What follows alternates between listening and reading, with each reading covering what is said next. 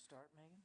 You're all ready? Yeah, I'll stand up there and do it. I'm quite sure. And do it better than me. No. So a few things at the top here. I think you know today the department issued an updated policy on prohibited extremist activities by military personnel. This is instruction 1325.06, which is an existing instruction that we updated, and we updated it as a result of, as I think you know, when Secretary Austin back in the spring established the counter-extremism working group. That was one of the immediate actions that he wanted them to take. So that has been updated and published, and it goes into effect today. The revised instruction regroups issues into 3 sections: prohibited extremist activities, command authority and responsibilities, and criminal gangs. It also prohibits active participation in extremist activities and clearly defines what we mean by the term extremist activities. As Secretary Austin has emphasized, the department is focused on prohibited activity, not on a particular ideology, thought, or political orientation. The department has always maintained a distinction between thoughts and actions. The new definition preserves a service member's right of expression to the extent possible, while also balancing the need for good order and discipline to affect military combat and unit readiness. These new updates provide increased clarity for service members and commanders on what qualifies as prohibited extremist activities.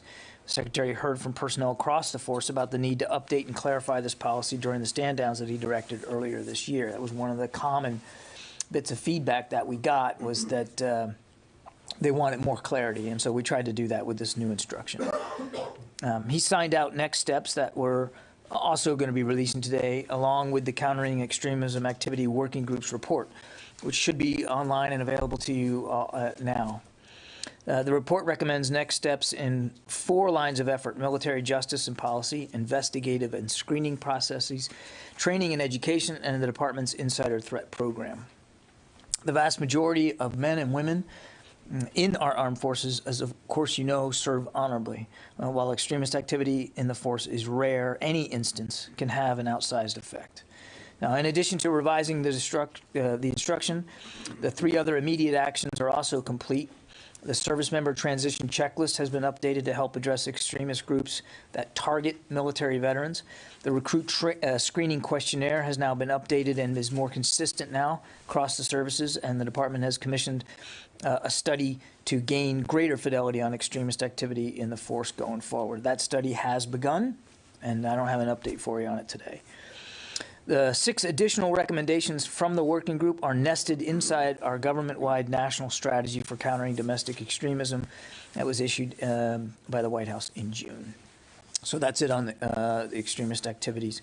Earlier today, on a scheduled item, the Secretary swore in Admiral Chris Grady as the 12th Vice Chairman of the Joint Chiefs of Staff. The Vice Chairman is assigned a number of responsibilities within the department, including leading the Joint Requirements Oversight Council and as a senior member of the Nuclear Weapons Council. We thank Admiral Grady for his leadership, and we certainly welcome him into his new position here. Lastly today, we want to wish a happy birthday to the U.S. Space Force. This is year 2 of the service, and year 2 saw tremendous growth in partnerships and significant accomplishments for their mission of organizing, training, and equipping Guardians to serve as the experts in the space domain. The Space Force also commemorates its birthday with a month-long STEM to Space campaign to connect students with space professionals to share experiences and emphasize the importance of STEM education. The campaign is designed to facilitate direct engagement with school classrooms to raise awareness about the service's contributions to national security and daily life, in addition to highlighting the importance of STEM education. This month, they've reached more than 184,000 students in all 50 states: Washington, D.C., Puerto Rico, Mexico, Guam, Japan, South Korea, Germany, Belgium, Italy, and the United Kingdom. And so we're, again, happy to congratulate them on their 2nd birthday. Lita. John, a couple things on timing, and then one other question. Do you know, can you say right now that the checklist for people who are retiring is actually being used as of today? Is the screening of the recruits, is that new updated screening being used as of today? and then the new training and education piece, that didn't seem to have already started to happen, or has some of that actually begun? And then I have a separate question. The questionnaire has been standardized across the services, and that is in effect. As I said, that he ordered 4 immediate actions, and all of them have taken place. The other one you mentioned was the checklist for departing members as they get through transition. My understanding is that too is in place. And then you had another question on training and education. Has the additional training, then they talked about sort of a computer training, I mean. Yeah, I think that's, I'm going to check your question, but I'm pretty sure that's still in train, that we're still working through that. I don't know that it is, fully complete and instituted across the force, but let me ask.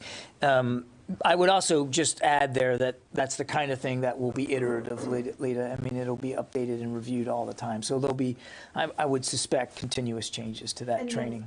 Just more broadly on the whole membership in an extremist organization issue, there was a lot of talk about what constitutes active participation. Mm-hmm. There's no list of member organizations that people should not be a member of. Can you just explain more broadly, why was there a choice not to at least enumerate some list to give people better guidance?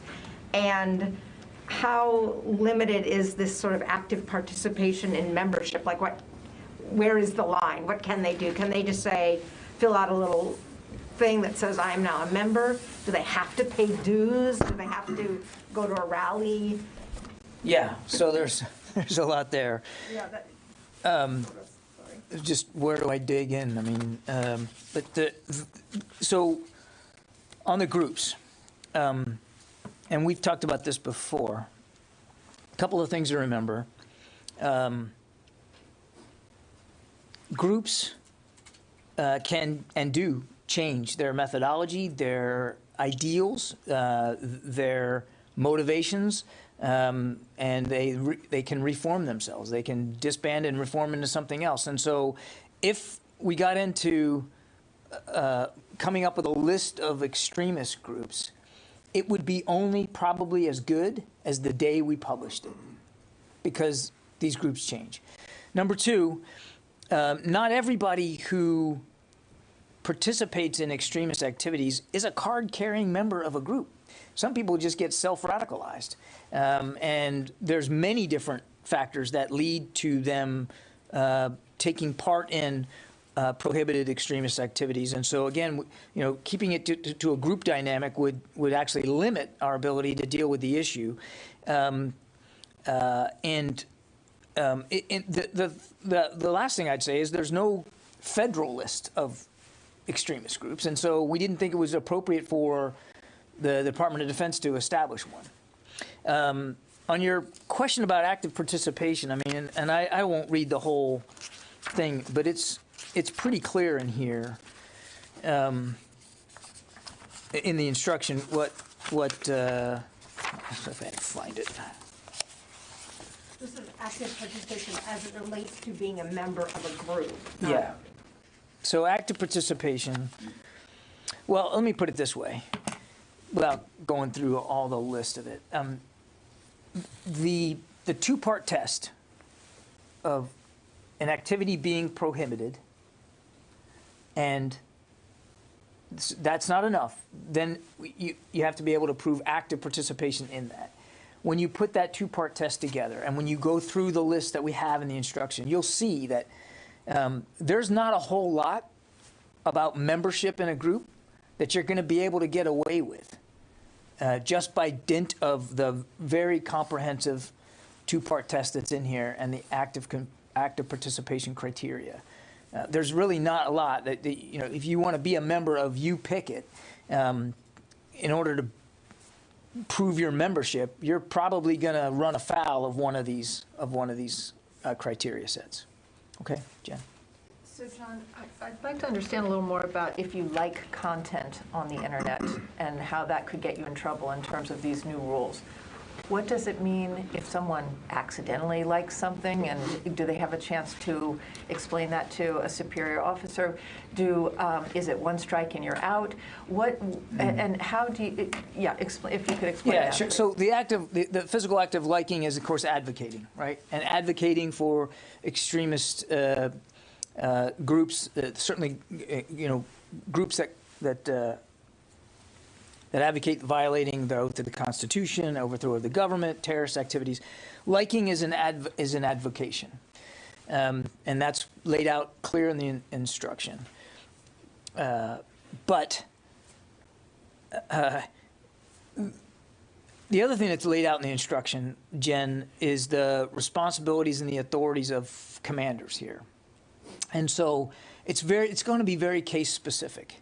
And it will be up to an individual's chain of command and his or her senior leadership in the unit to have that discussion, the determination whether this was a very deliberate act of active participation in extremist activities or whether it was maybe a mistake. And I don't think it would be helpful to get into hypotheticals at this point in time, but that's one of the reasons. Your question is exactly one of the reasons why one key component of this instruction is a more clear explanation of what commanders' authorities and responsibilities are, and really delegating down to them, because they know their units and they know their people better than anybody, delegating down to them to help make that determination. But does that mean that they are authorized to, will they be monitoring social media 24/7 of their unit members or any recruits? No. I mean, how does the monitoring? There's no monitoring. It's not about monitoring. There's no methodology in here. There's no intent. There's no ability for the Department of Defense to monitor the personal social media content of every member of the armed forces. And even if there was, that's not the intent here. What we're talking about is a case where, for instance, it came to light that an individual on social media openly advocated, forwarded, encouraged the dissemination of prohibited extremist material. That would have to come to light through various streams of reporting. It wouldn't be something that the command or the department's going to be actively fishing for. So if a member of the U.S. military likes a post that says that Joe Biden is not the president, is that considered extremist behavior and punishable? Now, I'm not going to get into specific hypotheticals, Jen. I just won't do that. People need to know, is that extremist behavior? But Jen, we could be here for hours going through whether liking all kinds of different hypothetical pieces of material, and I just don't think that's useful. The instruction's very clear about what comprises extremist activity and what comprises active participation in it, and we are certainly, have full confidence in our commander's ability when something's reported to them to treat it appropriately and to look into it in the manner that they seem fit. I do want, your question didn't get to this, but I'm going to take the opportunity.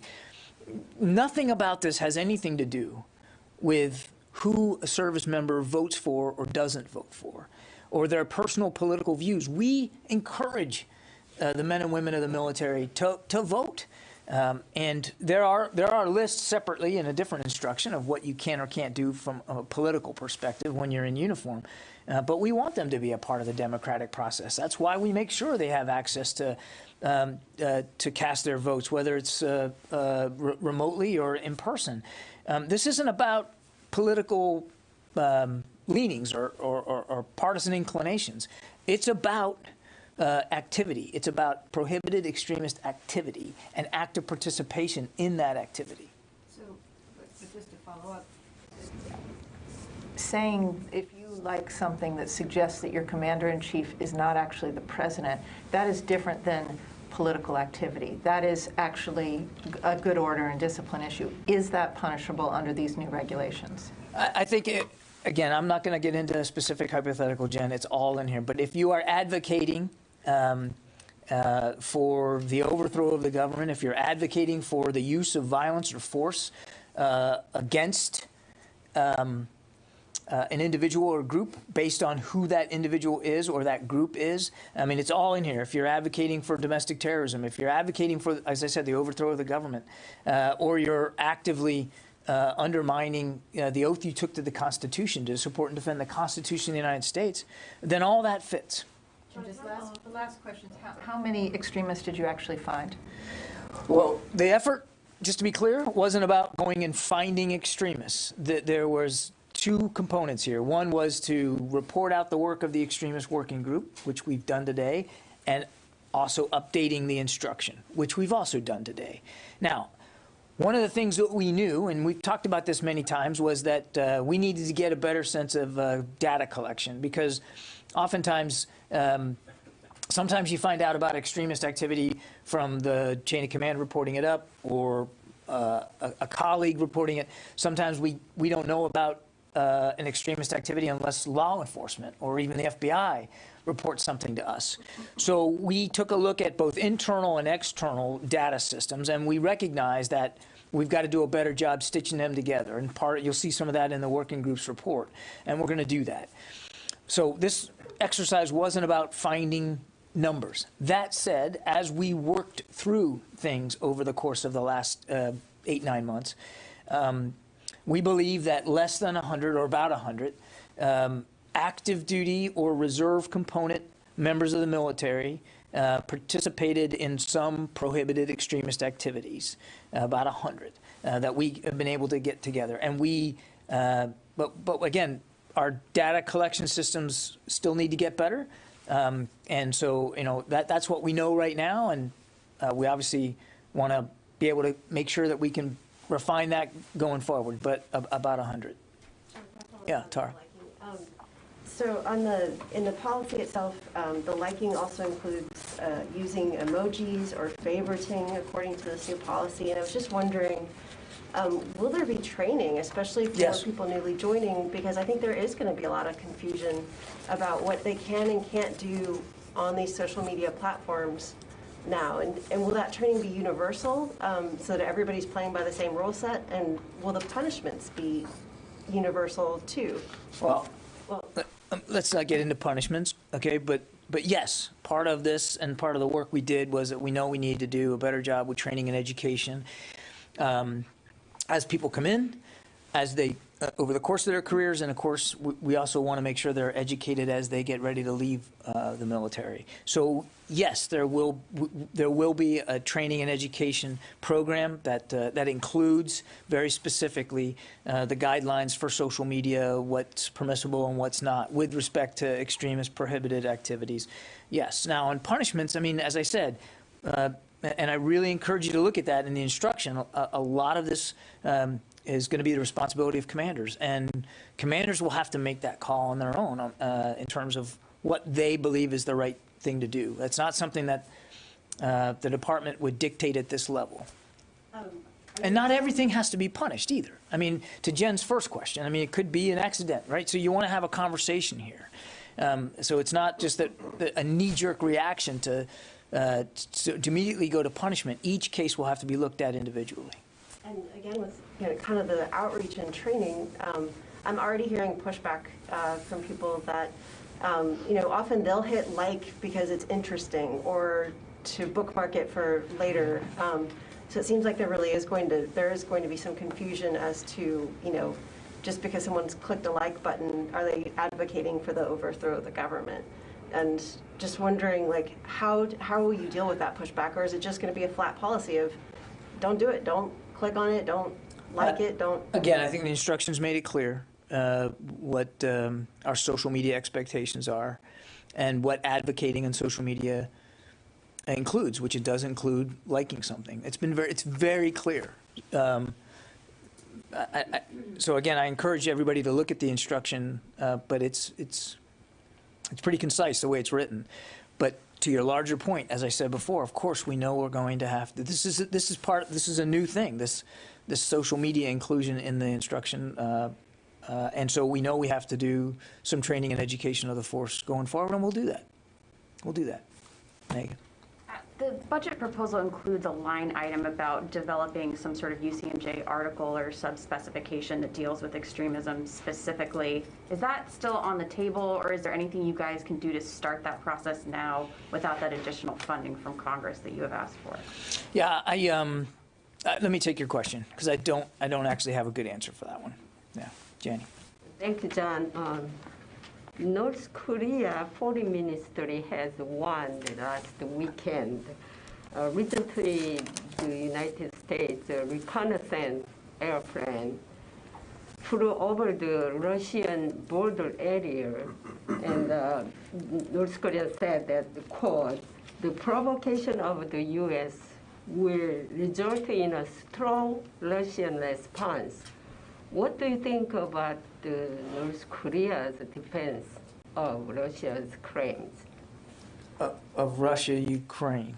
North Korea's claims. Russia's Russia's claims.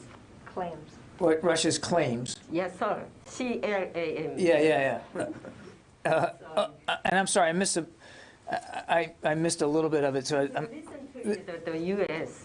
the reconnaissance, I think CL-600 airplane flew over to Russian border area. So Russia is claims to United States, but this is the North Korea claims for Russia. So how do you think about Russia it? claims Russia claims that the United States flew. Yeah, And then North Korea is supporting Russia's claim that the United States violated Russian airspace. exactly. Is that correct, Jen? Yes, sir. Okay. Thank you. know.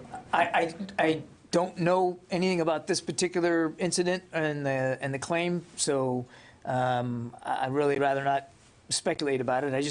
I've not heard about this particular incident, so why don't we take this question too, and we'll see if we can get you a better answer on I that. think this is nearby Black Sea, that's Russian border, so I think. Yeah, I mean, again, I don't know anything about this incident or what the claims are, the counterclaims. We have said repeatedly, we're going to fly, sail, and operate where international law permits us to do that, and that continues. And the Black Sea is an international body of water, and we routinely operate in and above the Black Sea. I don't see any change to that going forward, but I don't know about this particular incident that you're talking about. Can you take your question because to find that out what Yes, I can. happens? Because North Korea said the disruptor of the world peace. Yeah, The U.S. is a world peace breaker or something like that. They criticize. yeah, I'll have to look into it for you. Thank you. Jack Detch from Foreign Policy. Hey, John. The Pentagon ballparks back in the spring that there were 100,000 Russian troops on the Ukrainian border. Just wondering if you have a troop count or a characterization for what the Russians are doing now. I don't have a troop count for you. We have, as you know, Jack, we've refrained from providing estimates like that. I'm not going to get into intelligence. What I would tell you is there remains a significant Russian force presence around their borders with Ukraine, and we continue to monitor that closely. We continue to be concerned about that, but I don't have an exact number for you. And just regarding the DoD delegation that went over to Ukraine the other week to talk about air defense, do you have any sense of when the report is coming back from that, whether it's public, just what the details are on that? There was a small assessment team that went over to Ukraine to talk to them about air defense issues and to evaluate what they believe their air defense needs are. That team has just recently come back, Jack, and we don't have a formal readout of what they learned or how that might affect security assistance packages going forward for Ukraine. So I don't have an update to give you, and I don't know that that their work will be the kind of work that would give us much flexibility to talk openly unless or until there's a decision to provide more security assistance, and when that comes, we've been pretty transparent about what's involved with that. So it'll be folded into the discussions that we're having here in the department about how to continue to assist Ukraine with their self-defense needs. And again, should anything come of that, we'll be as transparent about it as we can be. Ellen Mitchell, The Hill. Hey, can you hear me all right? Can you hear me all right? Yes, ma'am.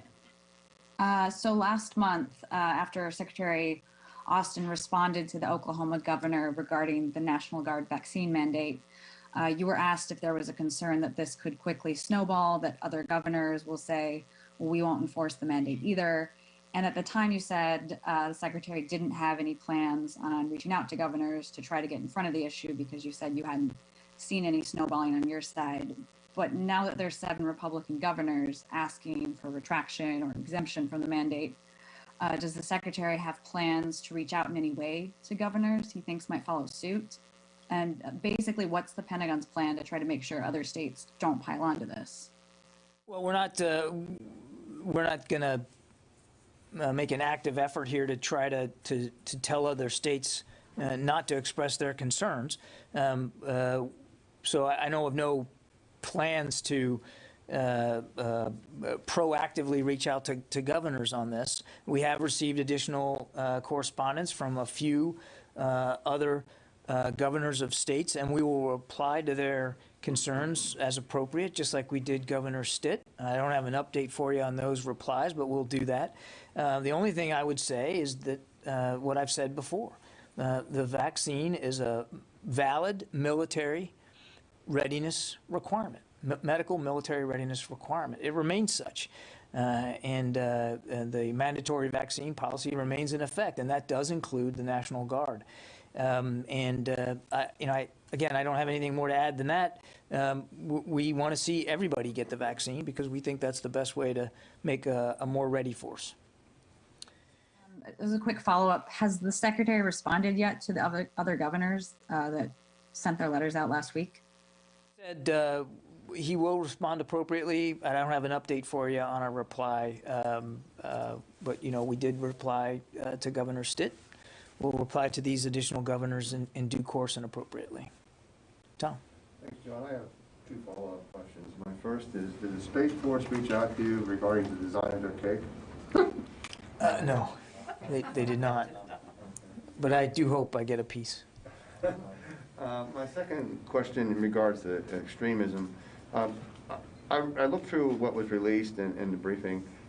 It strikes me as it's somewhat of a passive approach. In other words, individual A is flagged for perhaps exhibiting extremist behavior, and then that individual is talked to or whatever. Do you anticipate at some point, and without going into speculation, that there'd be a more aggressive approach to extremism? Here's why I ask. You remember earlier this year, there was a Marine at Quantico who was identified as participating in extremist activity, and the question was asked, will that individual's participation and his associates be investigated to see the extent of extremism perhaps at Quantico or in his unit? And the answer is no, we're just focusing on an individual. So I'm wondering, that would be more, less passive. In other words, individual A posted this, let's see who he or she is associating with. Do you understand the question? I think I do, Tom. I think the best way I can respond to that is to remind, and I know I say this all the time, and maybe it kind of gets lost in the noise, but the assumption for the department is, and we think rightly, that the vast majority of the men and women who serve in the armed forces do so honorably, with integrity and character, and they take very seriously the oath that they took to the Constitution. That's our assumption going in.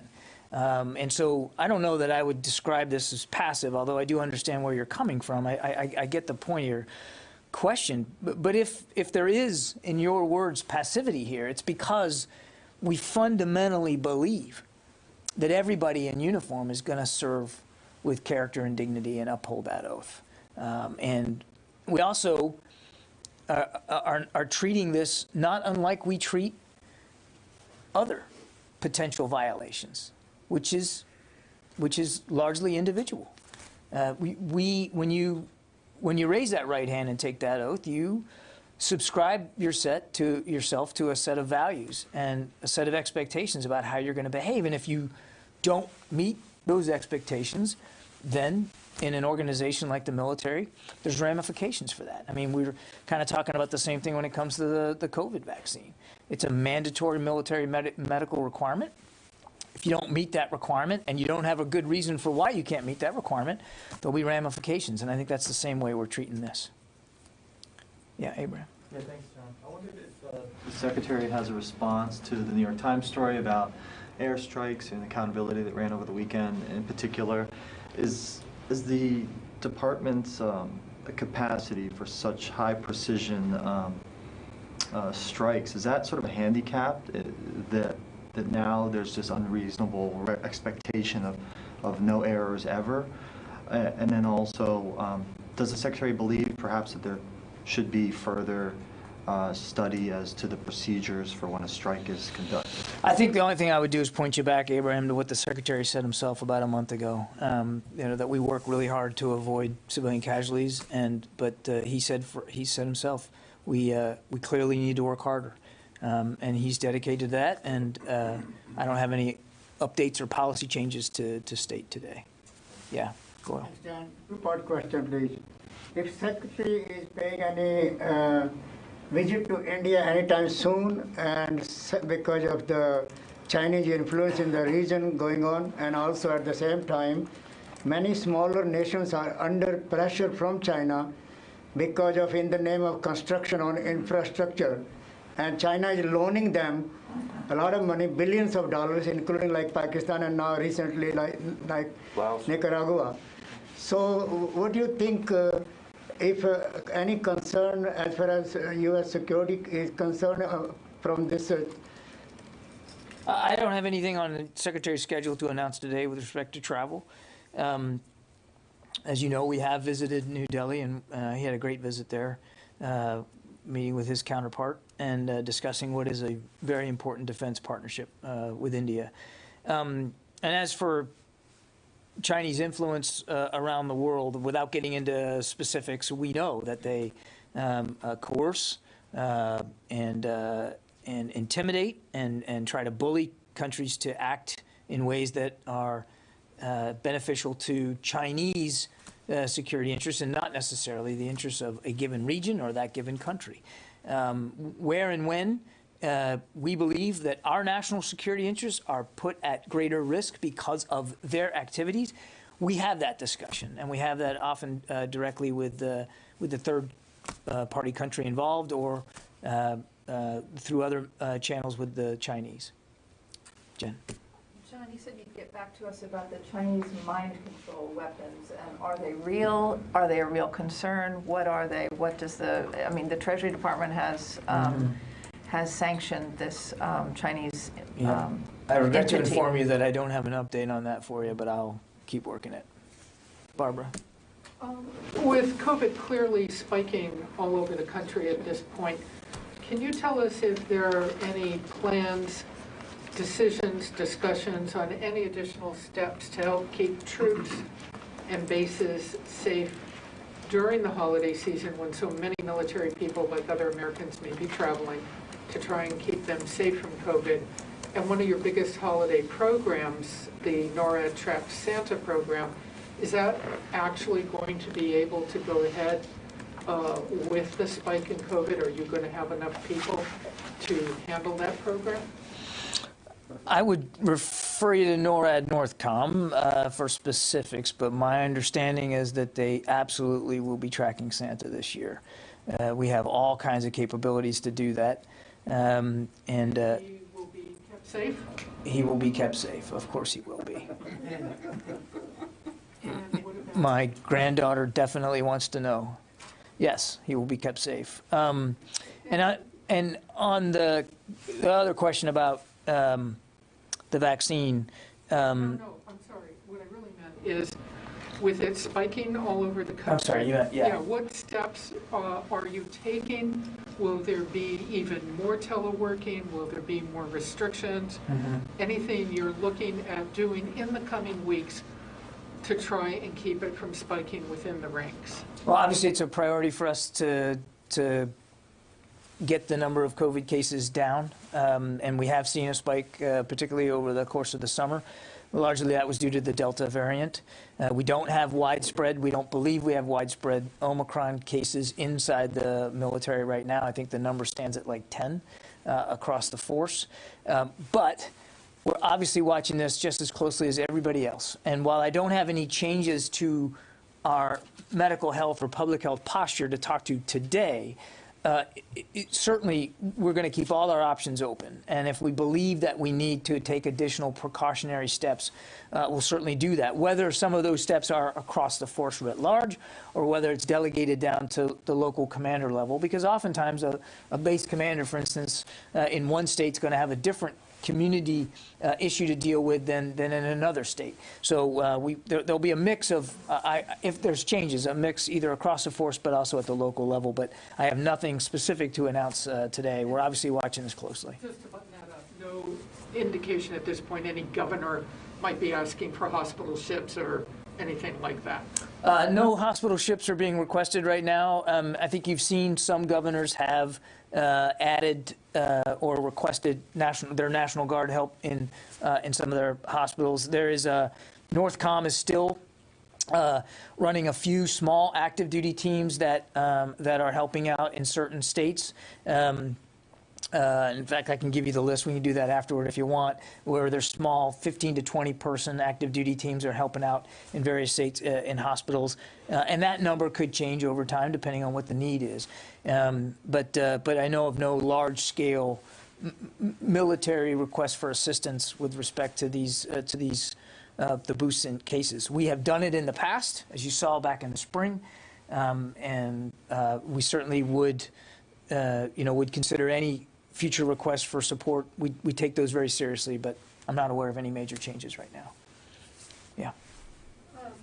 On this anniversary of birthday of the Space Force, is there any announcement about possible briefing going forward for their plans over the next 12 months, that sort of thing, priorities?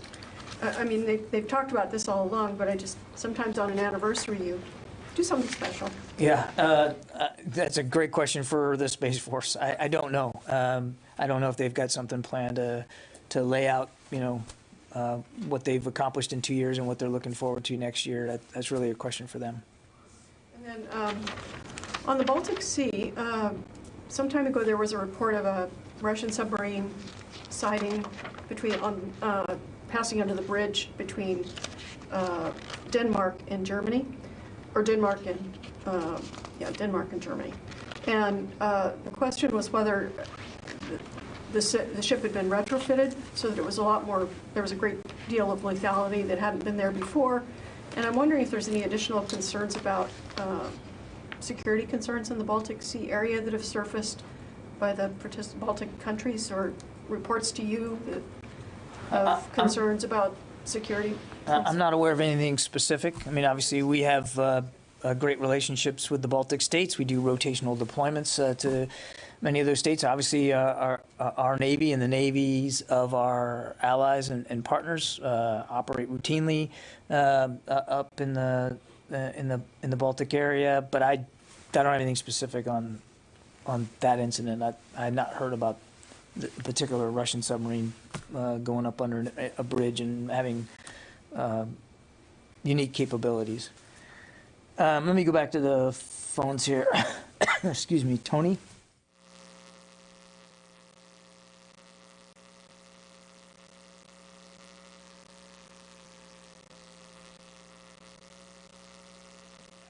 Okay, do you want to take on the role of Tony today, or? That would be impossible.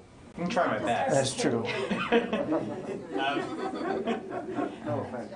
No, I know it's a tall order. I think you wanted to ask about the status of the nuclear posture review, and is there an expectation on when it's going to be released and what it will focus on?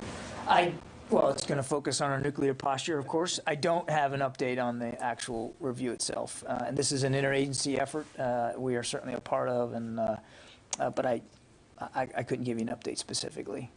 No, you're supposed to say, aren't you supposed to check your cheat sheet? What about your cheat sheet? Yeah, your cheat sheet. Well, no, I don't need to check my cheat. I actually study before I come up here, so I don't have to check it for everything. Did you have a question of your own that you'd like to throw? Or? I'm just going to channel Tony Just today. Tony. Yeah. Jeff? Can I just circle back? Can you just define for us, since we're on the record, what is considered extremism?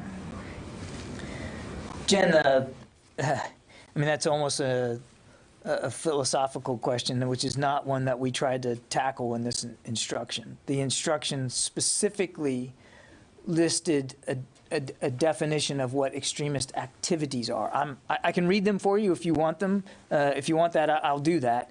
But it is in the instruction. There was never an intent from the get-go to come up with a definition of what is or what isn't extremism. The purpose of this instruction was to better, well, many purposes, but one of them was to better define what is prohibited extremist activity. And then we added that two-part test of not just the activity, but what is active participation in that activity? What does that mean? And all that's laid out very, very specifically in the instruction. And of the 100 people that you identified in the process of this review, what portion, if any, if you could break it down, were they all members of sort of groups that you might consider white supremacist groups, or were there also some who may have been present at a Black Lives Matter protest? What is the breakdown of the types of activity that you saw? I don't have that breakdown of what their specific activities were. And again, these were individuals that were substantiated allegations of participating in extremist activity. I don't have a breakdown of all 100 of them, what the specifics were. I don't. Okay, I'll take one more, because it's a holiday week. Jeff Schogel? Thank you. Can the Defense Department provide a list of the assets that will be escorting Santa Claus through American airspace this Christmas? Jeff, that is an excellent question. I'm going to have to take it because we're talking about operational issues, and you know, we don't like to do that from the podium, particularly OPSEC. So what I can tell you is that to the degree that we can be fully transparent with you, we will be about Santa's escorts. But I can assure everybody that he will, in fact, get the escorts he needs, and he will be rendered as safe and effective as he can be on Christmas Eve. But was he vaccinated? That's really beyond the purview of the Department of Defense. What I can tell you is that we will make sure that those escorting Santa have been fully vaccinated. All right, thanks everybody. I think I'm briefing tomorrow, and then I'm out on Wednesday, so I'll be out till after the New Year. Next week is next week. Are you?